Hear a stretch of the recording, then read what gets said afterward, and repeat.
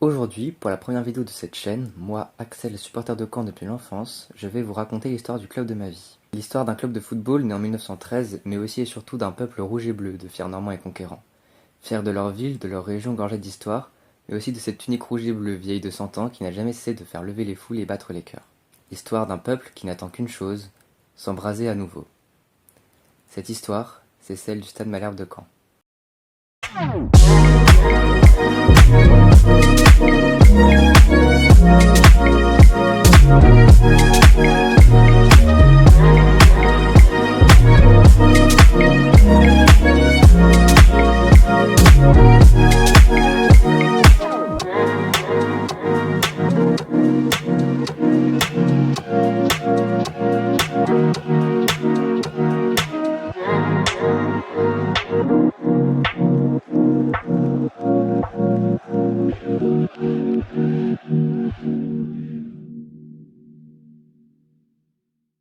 Pour mieux comprendre cette histoire, il faut remonter un peu avant 1913.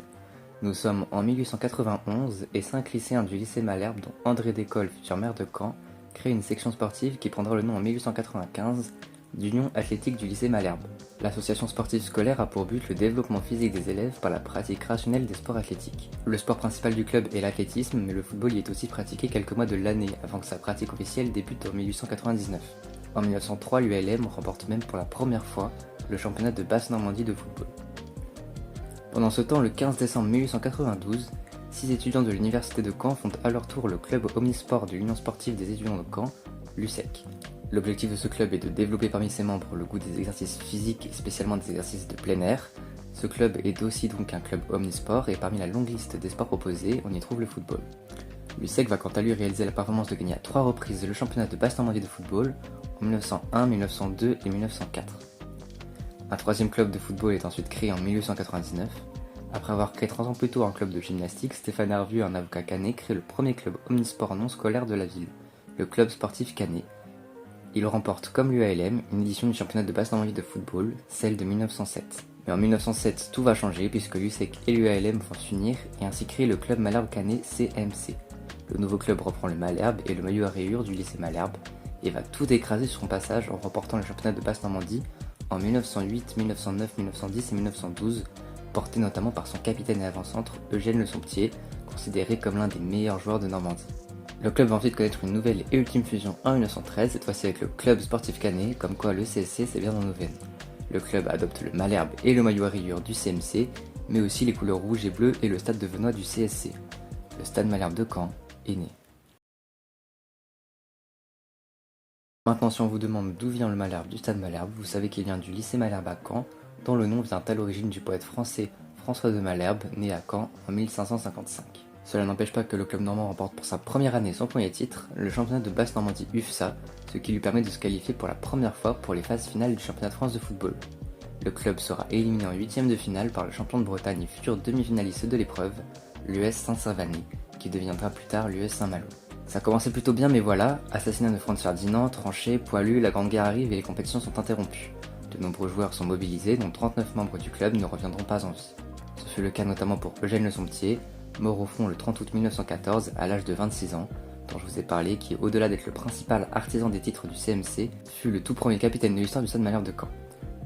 Vous raconter tous ses exploits prendrait toute une vidéo, retenez simplement qu'il est l'une si ce n'est la première légende du club. Si vous voulez en apprendre plus sur lui, je vous renvoie à l'article de William Malherbe, lien en description. Après la guerre, la Fédération française de football est créée et va permettre d'unifier le football français. C'est l'arrivée des divisions d'honneur et de la Coupe de France. En Normandie, il y aura un championnat de haute et un championnat de basse Normandie, et les deux vainqueurs s'affronteront en finale. Ce système ne va pas trop réussir aux malherbistes, car en dépit des 6 titres de champion de basse Normandie sur 8 entre 1920 et 1928, Malherbe s'incline toujours en finale contre les Hauts-Normands, que ce soit contre le HAC, le FC Rouen ou même le Stade Havrais.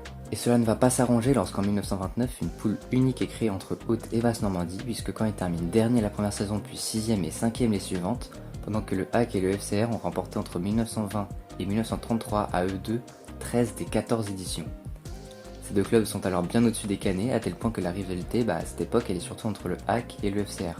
En 1934, Caen obtient le statut professionnel et intègre la deuxième division du championnat de France pour la première fois. Le bonheur sera néanmoins de courte durée, puisqu'il n'aura duré que 4 saisons après lesquelles Caen redevient un club amateur, réintègre la division d'honneur, et cela va durer près de 35 ans. 35 années pendant lesquelles le club fera essentiellement parler de lui par quelques sensations en Coupe de France, pour la première fois lors de la saison 1952-1953, où les Canets réalisent l'exploit d'éliminer le Stade de Reims 2-1, qui deviendra champion de France à l'issue de la saison. 3 ans plus tard, un autre club de T1, le Racing Club de France, qui avait 5 Coupes de France et un championnat de France à son actif, sur le score de 3-2. Et encore 5 ans plus tard, en éliminant le RC Lens 2-1, autre pensionnaire de première division. On fait maintenant un bond dans le temps, nous sommes en 1983 et un certain Pierre Mankowski est recruté en tant qu'entraîneur-joueur. Dès sa première saison, il fait remonter le club en deuxième division et s'offre un nouveau beau parcours en Coupe de France en éliminant le LOSC Club de D1. La saison suivante, Malherbe parvient à se maintenir en D2, ce qui lui permet 35 ans après de retrouver le statut professionnel. L'objectif pour le club est désormais clair, aller chercher la première division pour la première fois de son histoire. Ce qui n'est pas tâche facile puisque pour cela les joueurs de Mankowski doivent terminer premier de D2 ou gagner par le chemin des barrages. Mais petit à petit Malherbe se rapproche de son rêve, d'abord 6ème en 86 puis 2ème en 87, mais s'incline au barrage face à l'AS Cannes. La saison suivante, Caen termine avec le même nombre de points que Strasbourg, mais à cause d'un goal à virage moins important, les hommes de Mankowski repassent par la case barrage. Pour le premier tour des barrages, les Canets sont opposés à Alès, le score est 1 partout après le temps réglementaire, mais Malherbe l'emporte de justesse au tir au but 4-3. Au deuxième tour, Caen est opposé à Lyon, qui s'impose 2-1 dans le Rhône, mais Caen va réussir à inverser la tendance et s'imposer 2-1 au retour. Après ces 2 tours passés non sans difficulté, le club va disputer la double confrontation jusqu'alors la plus importante de son histoire. Ils doivent s'imposer face à Niort, barragiste de première division. Au match aller, les Canets obtiennent un bon match nul 1 partout du côté de Niort grâce à un but en fin de match de Franck Dumas avant d'exploser leurs adversaires 3-0 au match retour après un doublé d'Éric Pécou et un but de Philippe Prieur à Venin dans une rencontre historique pour le club. Caen va jouer en première division pour la toute première fois de son histoire. Malheureusement, les difficultés financières du club déjà présentes avant la montée vont compliquer la tâche du club canet et va notamment précipiter le départ du coach Mankowski à l'issue de la saison de la montée. Le club arrive tout de même à se maintenir les 2 premières années, non sans mal, et bien aidé par une saison exceptionnelle de Fabrice Divert, attaquant formé au club qui inscrit 14 buts lors de la première saison de D1. En 1989, l'entraîneur franco-suisse Daniel Jean Dupeux débarque à Caen et recompose largement l'effectif canet à l'aube de la saison 90-91. Cette année-là, le Stade Malherbe réalise un exercice exceptionnel, tout simplement le meilleur de son histoire, puisque la bande de Stéphane Paille termine la saison à la 5ème place du championnat de France, significatif de participation à la Coupe Intertoto. Dans le groupe des Danois du Lyngby BK, des Allemands du Schalke 04 et des Néerlandais du RKC Waalwijk, les Canets finissent à une très bonne 2ème place, qui les envoie tout droit pour les 32e de finale de la Coupe UEFA. Et le Stade Malherbe affrontera dans cette compétition un gros morceau du championnat espagnol de l'époque, le Real Saragosse, alors triple vainqueur de la Coupe du Roi. Nous sommes le 15 septembre 1992 quand on reçoit Saragosse dans un Venoir en feu pour le match aller de cette double confrontation. C'est bien joué, Dangbeto. Gravelaine qui appelle le ballon dans les 16 mètres. Superbe balle, superbe but. Superbe balle et superbe but. Le Bourgeois. Coé essaye de faire le grand pont. Il a récupéré le ballon, centre en retrait, qu'est-ce qu'il a fait?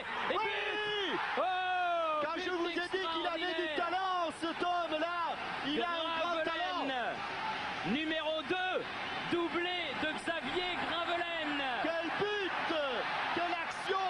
Tout en puissance de Benoît Coé. Verdosa pour Garcia San Juan. Ah, Dario Franco, superbe balle. Garcia San Juan, attention. Et but. Oh! Ah non, ça c'est dommage. Dangbeto peut-être, de la tête. Paille, Dangbeto derrière. Ah non, il a essayé de frapper mais il n'a pas pu. Calderon. Il va vous mettre un bon ballon, là encore Gravelaine, très bon ballon. Et but! Et il a mis un bon ballon. But de Stéphane Paille, il en a enlevé son maillot. Il en a enlevé son maillot. Quel bon ballon et quelle superbe reprise de... Ah, superbe but. But magnifique de Stéphane Paille. Un petit peu hors jeu là, non? Oh là!